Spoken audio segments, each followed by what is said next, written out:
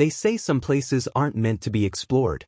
Some trails aren't on any map for a reason. But when you're young and convinced you're invincible, warnings sound more like dares. We thought we were heading into a weekend of hiking and laughs. Instead, we walked straight into a nightmare, one we were warned about and chose to ignore. We were 4 friends who'd grown up together in a sleepy Oregon town. Bryce, the loudmouth thrill-seeker, Lena, the skeptic with a sharp tongue, Jason, quiet and always observing, and me, Ellie, the planner of the group. After a long semester, we wanted an escape. Jason found an article about an old hiking trail deep in the Tillamook forest, way off the tourist paths.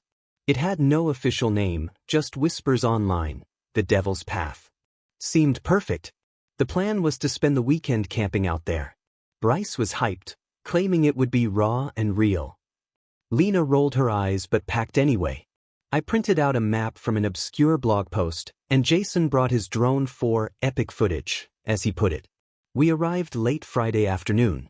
The air was crisp, the pine scent sharp, and the only sound was the wind rustling through towering trees. At the ranger's outpost near the parking lot, a middle-aged man in a Forest Service uniform stepped out as we geared up. He was tall, lean, with a weathered face that looked carved from the mountains themselves. "You kids headed into the woods?" he asked, eyeing our packs. "Yeah," Bryce replied. "Heard about a trail that leads to a hidden waterfall. Thought we'd check it out."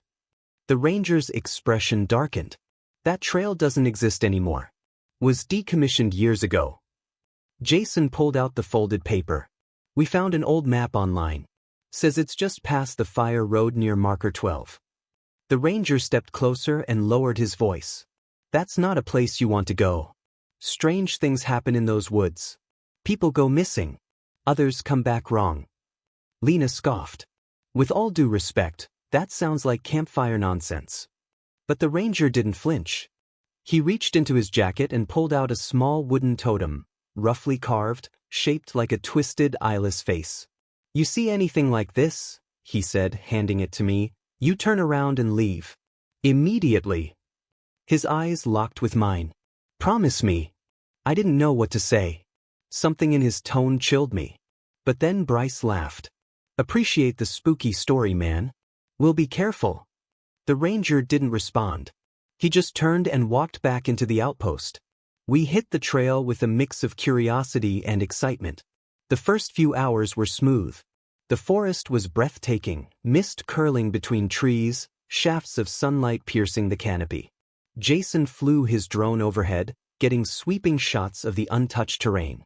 Lena complained about bugs but smiled more than usual. Even I started to relax. By dusk, we found a clearing next to a shallow creek. We set up tents, lit a fire, and cooked dinner. The mood was light, the beer cold, and the sky painted with stars. Bryce dared Jason to go skinny dipping in the creek. Lena recorded it, laughing hysterically as Jason shrieked from the cold. It felt like every other camping trip we'd taken, until the howling started. It wasn't wolves. Not quite. The sound echoed from deeper in the forest, long, drawn-out wails that didn't seem animal or human. Just wrong. We went quiet. The fire popped, casting flickering shadows. "Coyotes?" I offered, unsure. Jason looked uneasy. "That didn't sound like any coyote I've ever heard." Lena shrugged. "Probably wind through the trees." But when we turned in for the night, I couldn't sleep. The totem was still in my jacket pocket, and I found myself gripping it under the sleeping bag. That face, it had no eyes, but it felt like it was watching. The next morning, things got weird. Jason's drone was gone. He swore he'd packed it away in its case, zipped and sealed. Now it was missing. We searched the area, thinking maybe an animal dragged it off, but found nothing. Even the tracks around our camp were strange. Not paw prints or boot prints, just long drag marks, like something slithered through on its belly. Bryce shrugged it off. Probably a bear or raccoon. "Let's keep moving." We continued deeper into the woods, following the path shown on the map. The terrain shifted, subtly at first. The trees grew closer together, their trunks blackened like they'd been burned in a long-past fire. The air was thicker, the light dimmer. Even birdsong had faded. Then we found the first totem. It was nailed to a tree, nearly 10 feet up. Identical to the one the ranger gave us, eyeless, mouth twisted in a permanent scream. Beneath it, a pile of animal bones. Fresh ones. Okay, this is getting Blair Witchy, Lena muttered. Someone must have come out here before us, Jason said, though he didn't sound convinced. I pulled out the totem from my jacket. Compared the two. They were the same down to every carving line. Handmade, but identical. That didn't make sense. Bryce kicked the bones aside. Let's keep going. We've come this far. That was our mistake. By the afternoon, the map stopped making sense. Trails curved where they weren't supposed to. Landmarks were missing. Trees looked familiar, even when we swore we hadn't passed them before. We began to argue, Bryce saying we weren't lost, Lena calling him an idiot, Jason quietly pacing in circles trying to get a signal on his phone. Then we heard the bell. Faint, metallic, rhythmic. Clang, clang, clang. It echoed through the forest, but there was no visible source. Maybe a cabin? I offered, grasping at logic. No cabins out here, Jason replied. I checked satellite images before we left. This place is off-grid. Bryce headed toward the sound without hesitation. The rest of us followed, unsure what else to do. We walked for nearly an hour. The bell faded, reappeared, then stopped altogether. And then we found the tree.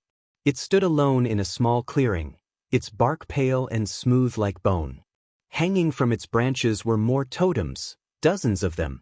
And beneath it, a shallow pit filled with decayed backpacks, torn clothing, and bones. Human bones. Lena screamed. Jason backed away, clutching his camera. I dropped the totem in my hand, bow rising in my throat. Bryce knelt down, sifting through the remains, pale but stubborn. This could be staged. Like an art project or something. I wanted to believe him. But then we heard it again. Not the bell. Breathing. Heavy, raspy breathing, coming from the other side of the clearing. Jason lifted his camera. There's someone there. Then he screamed, dropped the camera, and ran. We all followed, panic overtaking reason. Branches whipped our faces, roots tried to trip us. I didn't look back. I couldn't. We finally stopped when our lungs were burning, and our legs gave out beneath us. No idea where we were. The forest was darker now, even though the sun hadn't fully set. Jason was trembling, muttering, "It had no face, no face." And behind us, somewhere in the trees, the bell started ringing again. We should have listened to the ranger. But now, it might already be too late. We went into those woods thinking we were just chasing adventure. A hidden trail, a forgotten map, a weekend in nature. But the moment we stepped past that invisible threshold, something started watching. Something ancient. Something patient. And now, we were no longer hiking to a waterfall, we were running for our lives. Deeper into a forest that wouldn't let us go. We spent the night in silence, huddled beneath a rock ledge like frightened animals. None of us wanted to build a fire. We didn't want to draw attention. The bell had stopped ringing hours ago, but we still felt it, whatever it was, circling, breathing, waiting. Jason didn't sleep. He just sat there, whispering to himself, flinching at shadows. Lena tried to stay calm, but I saw her hands shaking. Bryce, always the fearless one, was oddly quiet. His eyes fixed on the trees like they might move on their own. I barely slept. When I did, I dreamt of the tree, the one covered in eyeless totems, and something crawling down from its branches, head first, limbs bending the wrong way. At dawn we moved. We didn't know where we were, but staying still felt like inviting death. We retraced our steps the best we could, but the forest had changed. Paths didn't lead the same direction. Landmarks were gone. The compass on my phone spun in lazy, aimless circles. Bryce swore we were heading north. If we keep going straight, we'll hit the fire road eventually. But straight wasn't a thing anymore. The terrain curved and shifted subtly, disorienting us. Trees leaned in ways that didn't make sense, like they were inching closer when we weren't looking. Then we found the stone. It stood maybe 4 feet tall, half buried in moss, marked with carvings, not language, but symbols. Circles within circles. Twisted lines. Spirals. One of them matched the pattern carved into the totem the ranger gave me. The stone pulsed with cold, like it had just been pulled from a frozen lake. Jason approached it, drawn like a moth to a flame. I've seen this before, in dreams. He reached out to touch it. Don't! Lena shouted. But it was too late. Jason's fingers brushed the stone, and he screamed. A raw, guttural scream that went on far too long. He collapsed, eyes wide and rolling back into his head. We rushed to him, but he was unresponsive, mumbling nonsense, something about hollow faces and the in-between. We carried him for hours. The forest grew darker, even though the sky above was clear. We passed more totems, some nailed to trees, others dangling from branches. They were more elaborate now. Some had hair woven into them. One was made from what looked like human fingers. Bryce finally snapped. "This is a sick joke," he yelled, dropping Jason's arm and letting him slump to the ground. "We're walking in circles. We're being hunted. None of this is real. It's just some twisted survivalist or cult screwing with us." "Do you really believe that?" Lena asked quietly, kneeling by Jason. "You saw what happened. This is something else." Bryce turned to me. "Ellie, you've got the map. Look again. Maybe we missed something." I pulled it from my bag, but when I unfolded it, my stomach dropped. The paper was blank. The map was gone. Just yellowed paper and faint water stains. Bryce grabbed it from me, flipped it over. No, this was right here. There were landmarks. This is wrong." Lena stared at it, her voice a whisper. "We're not supposed to leave." And then the forest changed again. We hadn't moved, but the light dimmed all at once, like someone turned down the world's brightness. Fog curled between the trees. And then we heard it. The bell. But this time, it wasn't distant. It was behind us. Close. We ran. Branches tore at our faces. Jason was half conscious, and we had to drag him between us. The sound of the bell got louder. Closer. Then, laughter. Children's laughter, high and broken, echoing through the trees like it was bouncing off something invisible. We came to a shallow ravine. At the bottom, a stream flowed, black as ink, not water. We hesitated, unsure whether to cross. Then Lena screamed. I turned to see her staring into the trees. One of the totems was walking. At first, I thought it was a person wearing a mask. But then it moved wrong, joints snapping backward, limbs too long. Its face was wood, exactly like the totems, but its body was flesh. Patchy, gray skin stretched tight over a thin frame, crawling unnaturally between trees. There wasn't just one. More of them emerged from the fog. Silent. Watching. We dragged Jason down the ravine and splashed into the black stream. The water burned cold, like dry ice. Lena cried out, slipping and hitting her knee, but we didn't stop. On the other side, we didn't find a trail.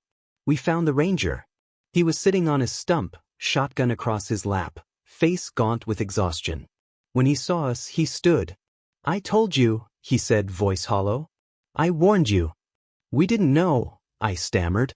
"Please, help us." He looked past us, eyes narrowing. "They're here." We turned.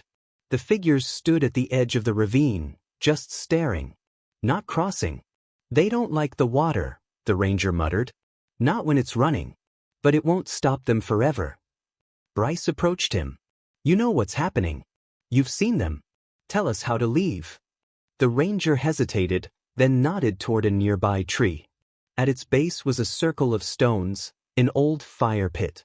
Around it, more totems, only these were burned, half-charred and cracked. "There's a way to break their hold. You have to give them something," he said. "What kind of something?" Lena asked. The ranger looked at Jason. "A soul." "No," I said immediately. "No way.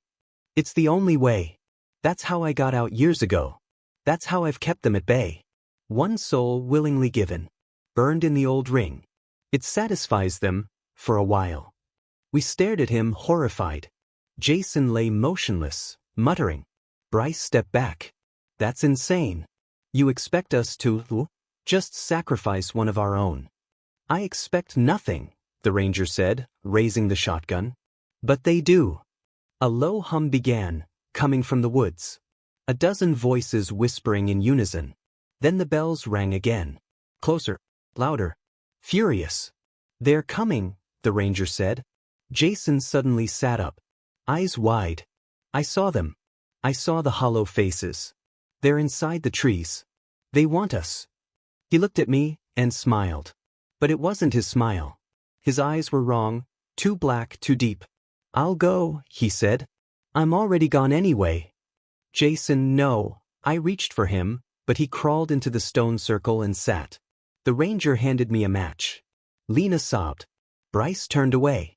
Jason looked up at me. For a second I thought he was really back. "Ellie," he said. "Please, do it." My hands shook as I lit the match. I dropped it into the fire ring. Flames erupted. Jason didn't scream. He just closed his eyes. The fire turned blue, then green. The bell stopped. The forest went still. We emerged from the woods the next morning, stumbling, broken, hollow. No one asked where we'd been. No one had reported us missing. It was like the forest had frozen time. Lena never spoke of it again. Bryce moved away, refused to go near trees. I stayed, and sometimes, when the wind is just right, I hear the bell again. I saw the ranger once more, months later. He was standing by the edge of the woods, looking out. "They always come back," he said. "Curious. Brave. Stupid." I asked him how long it would stay quiet. He just looked at me. "Until the next one."